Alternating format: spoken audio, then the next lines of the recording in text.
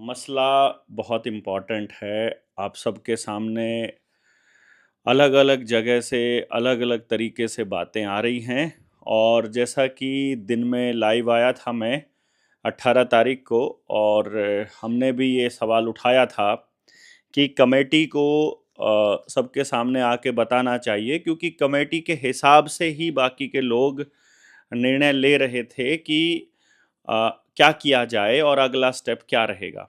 और चूंकि मीडिया को ब्रीफिंग का काम और सबको बाइट देने का काम, उन गतिविधियों को लोगों तक लेकर जाने का काम सारा का सारा रवि आज़ाद के पास था, तो मुझे लगता है कि रवि आज़ाद को आकर के सबसे पहले बताना चाहिए था और तभी हम लोग आगे बढ़ते।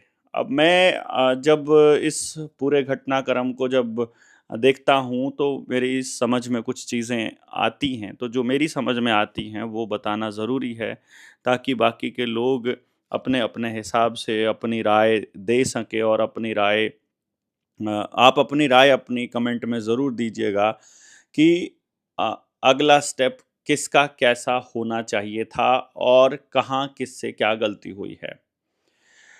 रवि आज़ाद ने अभी लाइव आकर के अपनी बात रखी है और सबको अपनी बात बताई है और हमने भी बड़े इत्मीनान से उनकी बात को सुना है और जितनी बात हमने सुनी है, उससे ये अंदाज़ा लगाना बहुत ज़्यादा मुश्किल नहीं है कि रवि अ, पूरी तरह से सच बोल रहा है और कोई दबाव किसी तरह का किसी के ऊपर नहीं था। हाँ, वो जानकारियाँ किस तरह से गई हैं पब्लिक के अंदर, किस तरह से जानकारियाँ मैनिपुलेट की हैं सरकार ने या लोग उनको कितना समझ पाए हैं, वो एक अलग बिंदु रहता है। लेकिन ये स्पष्ट होने में बहुत ज़्यादा दिमाग नहीं लगाना पड़ेगा कि भई आप सब लोगों को भी यदि इसमें कोई डाउट नज़र आ रहा है, तो मुझे लगता है कि एक पंचायत करके और मसले को सही तरह से सुलझाने के लिए, पूरी बात को स्पष्ट रखने के लिए, जो मौजूदा कमेटी है, उसे पहल करनी चाहिए और उस उस बच्ची के मनीषा के पिता को भी ये बताना चाहिए सबको स्पष्ट करके कि भाई उनके ऊपर किसका दबाव था। जैसा कि रवि आज़ाद ने ये डिमांड की है कि वो बताएं कि उसके ऊपर किसका दबाव था। कमेटी तो बहुत बड़ी कमेटी थी, अकेला रवि आज़ाद तो कमेटी नहीं था।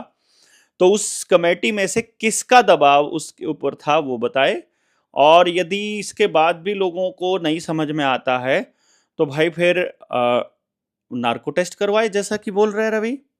वो तो खुद ही डिमांड कर रहा है कि भाई करवाओ सबका नार्को टेस्ट और ताकि सच सबके सामने आ सके। मैं इसलिए बोल रहा हूँ दोस्तों, मैं इसलिए इस बात को कह रहा हूँ कि सामाजिक जीवन में आने के बाद आपका कैरेक्टर असैसिनेशन का मौका आपका दुश्मन कभी नहीं छोड़ेगा। मैं रवि आज़ाद का बहुत बड़ा प्रशंसक नहीं हूँ।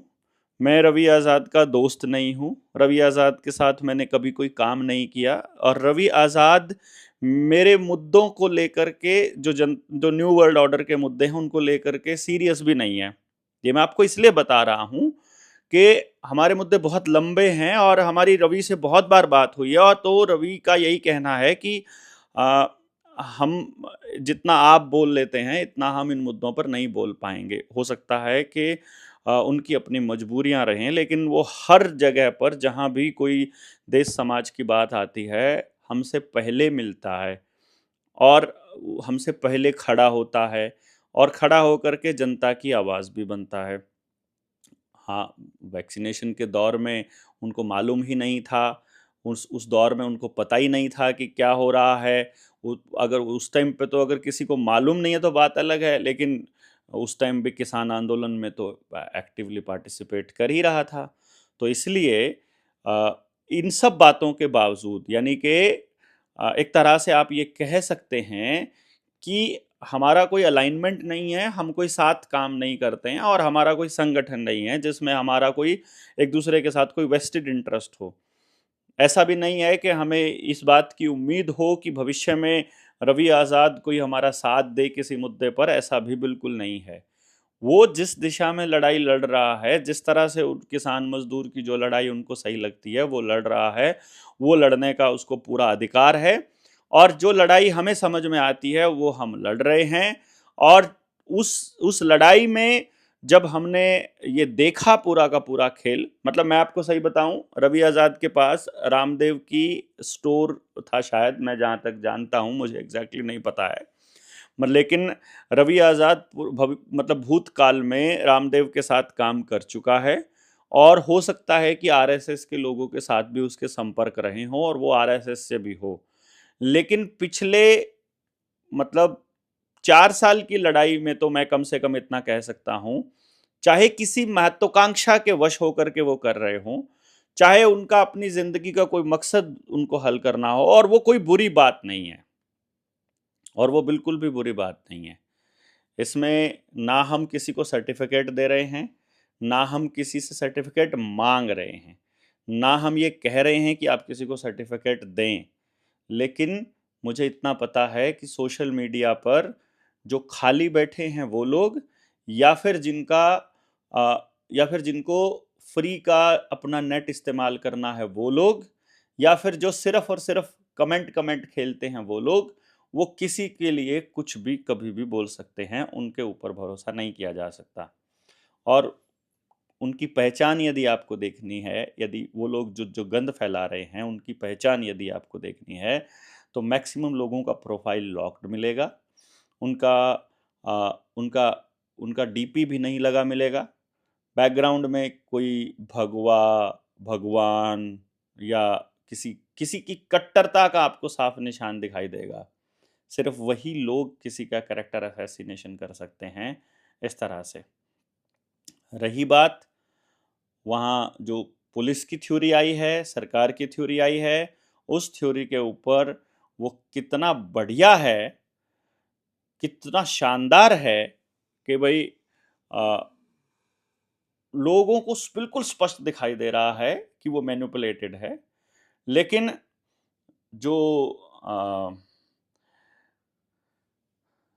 पोस्टमार्टम है और जो रिपोर्ट है, उसके साथ में वो सभी लोग जो गए हुए थे वो किस तरह से सहमत हो जाते हैं, ये सोचने वाली बात है।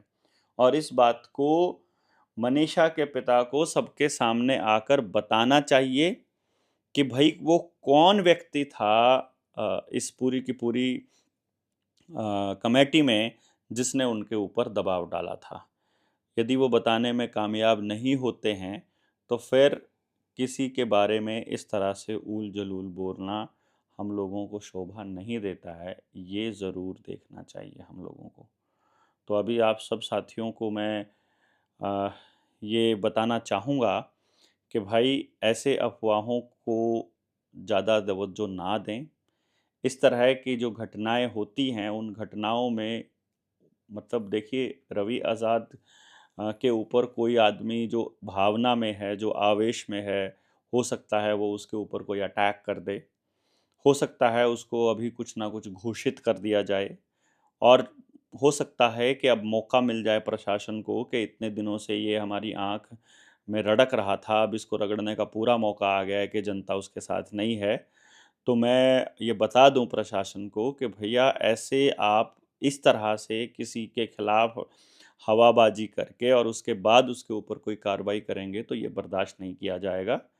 पंचायत से भी गुजारिश ये है कि वो सारी बातों को दूध का दूध पानी का पानी करे और सब लोगों को बुला करके सारी बात रखे। रवि ने अपनी बात रख दी है, बाकी के लोग अपनी बात रख दें और सब लोगों को पता लगे। बाकी हम सब लोग इस चीज़ को देख ही रहे हैं कि भाई ये सारा का सारा खेल देश को, प्रदेश को एक अंधे कुएं में धकेलने के लिए ही चलाया जा रहा है।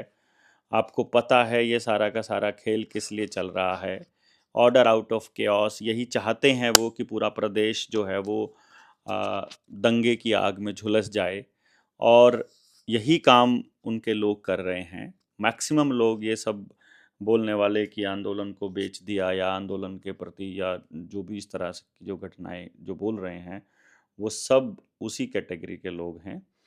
तो अपने विचारों में भिन्नता एक अलग चीज़ होती है, और जहाँ पर भी कोई व्यक्ति सच की लड़ाई लड़ रहा है और उस वक़्त तो कम से कम उसका साथ देना हमारा बनता है।